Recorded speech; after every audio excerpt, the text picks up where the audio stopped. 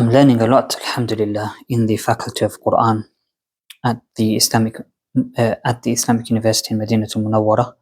And one of the subjects that I've been studying currently is Tajweed wal-Aswat. So Aswat is my surname, but Tajweed wal-Aswat basically means Tajweed is, Tajweed, as in it comes from the root word jawwada yujawwidu, to make something better.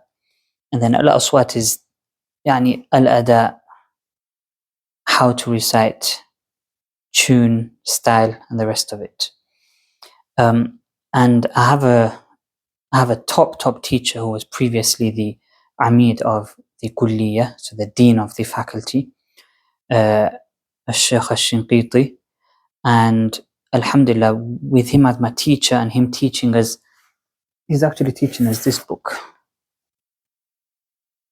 الشرح الوجيز على المقدمة الجزرية. It's a very good book, and we discuss, so obviously we have to do the memorization of Jazariya, 10 lines per week. 10 weeks gives you 100 lines, so in one of the weeks we have to do a bit extra. Why? Because there's 107 lines, bait abiyat in al-Muqaddamat al-Jazariya, and then it goes through, makharij al-huruf, 17. So it's 17, but then actually there's difference of opinion. So some scholars used to say 13, 14, but according to Imam Jazari, who is the hujjah, who is the go-to when it comes to the to tajweed, he says there's 17 makharij, and then we go through as-sifat. We basically study the poem of al-Jazariyah, but with its commentary. But one thing we need to remember is that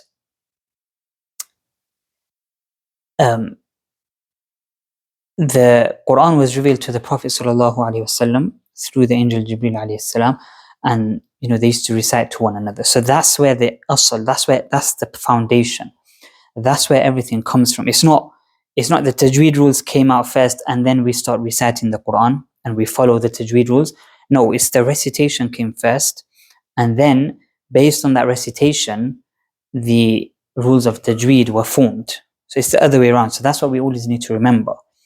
And therefore, the way the Qur'an has reached us, and in terms of the tajweed as well, is a student reciting to the teacher, and then the chain continues. So through the chain of the system of ijazat, alhamdulillah, this is why it's very important, because when you're reciting to the Qur'an to a teacher of yours, have that intention in mind that what I'm actually doing here is I'm part of a chain on preserving the Qur'an. So it's a big honor, it's a great honor that you should be not proud of, as in proud, yes, you should be proud of, as in don't be arrogant about it, that, oh, look at me and the rest of it, but we be proud about it, that, alhamdulillah, Allah has chosen me to be in this chain, this noble chain of preserving the Qur'an.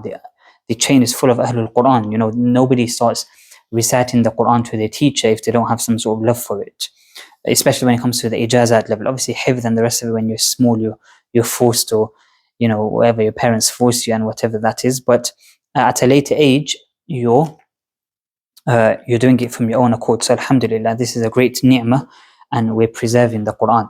So that's how everything comes to us. It's come by student reciting to the teacher, and then teacher listening to the student.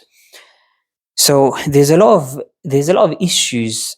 Sorry, no, there's not a lot of issues. There's very few issues. There's very few issues when it comes to there's very few differences compared to al-fiqh, so jurisprudence and other aspects, hadith and other sciences of our religion. When it comes to tajweed and qira'at, the differences are very few, but there are differences. So for example, and some students in my class, they've asked my teacher the question, and I've asked a few questions as well, and we've always received the same answers, subhanAllah. So this is why I really respect him, my teacher, Sheikh al-Shinqiti. For example, the letter Dad is very difficult to pronounce. Now, as long as you're not saying wala dhalin, wala dha. Some in the subcontinent they'll say wala dha. Like it's a bit on the extra side. It's a bit like wala dha, like coming close to the letter lam, and the rules the makhraj of the letter lam and the letter dad are close together if you think about it. So all these kind of issues, or should it be wala dhalin or wala dha, a bit of that. Another example would be, is it min qabl or min qabl? Because after ikhfa, after the nun sakina, we have the letter qaf, which is one of the letters of ikhfa, and but it is also one of the isti'la letters. Khussa daghtin qidh qaf.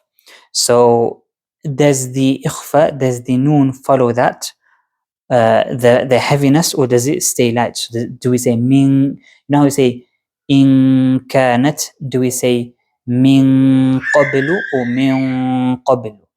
I've studied with both, or teachers from all over, alhamdulillah. So therefore, I've experienced and witnessed both. And when you ask my teacher again, he says the beautiful answer, which I'm sharing with you, is اقرأوا كما علمتم. اقرأوا كما علمتم. Obviously, if something is completely wrong, then you have to speak about it. But these small items, which is a difference of opinion, اقرأوا كما علمتم, which is read as you have been taught, because that's Tajweed is, the rules and this book and ikhfa and idgham and the rest of it, it's all one thing. But the main thing is you reading to your teacher and your teacher correcting you based on what his understanding is or what he's learnt.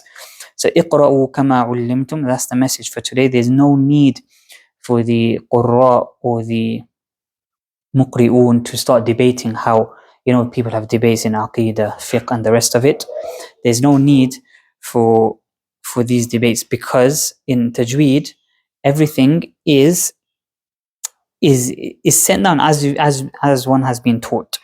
And wallah, alhamdulillah, the Qur'an, the field of Qur'an has the least drama, and it is a field that I implore each and every one of you to spend more time with. So there's three main areas. There's al-qira'at, there's ulum al-Quran, and at-tafsir. So all three areas are very interesting, and inshallah more of you join. And if you've listened till this far, then you definitely have some sort of interest. So keep going, keep pushing yourself. Don't forget to like, comment, share and subscribe to this channel, and I shall speak to you soon. Assalamu alaikum wa rahmatullah.